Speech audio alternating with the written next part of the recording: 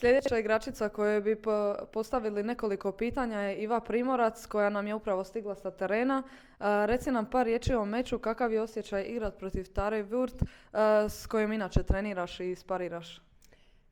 Smatram da je meč bio na dosta dobroj razini, da s Tarom znam dosta i trenirati, i sparirati, tako da sam znala šta očekivati, znala i ona šta očekivati, ali Tara je vrlo korektna i kao osoba, kao igračica, tako da je stvarno bilo ugodno, nije bilo nikakvih problema koji zna biti kod žena inače. Tako da, što se toga tiče, bilo je super. Razina meča mislim da je bila dosta dobra, ja sam prije svega zadovoljna što sam uspjela odigrati pod nekim intenzitetom s obzirom na dugu pauzu koju sam imala radi ozljede.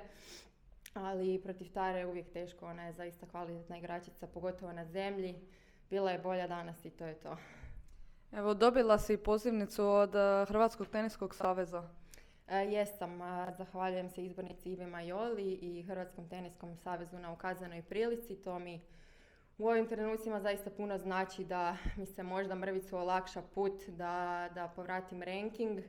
Tako da hvala savezu na toj prilici. Planiraš li još igrat turnira iz serije Croatian Professional Tournaments ove godine? Da, planiram. Idući je Osijek, ako se ne varam, za 2 tjedna ili 3 tjedna. Nakon toga je Zagreb. Uvijek je lijepo igrati doma, tako da ću sigurno igrati još ta 2 turnira.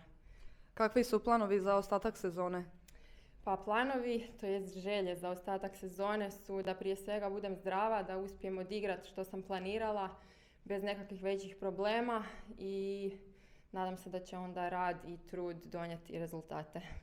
Ništa, hvala i puno sreće za ostatak sezone. Hvala.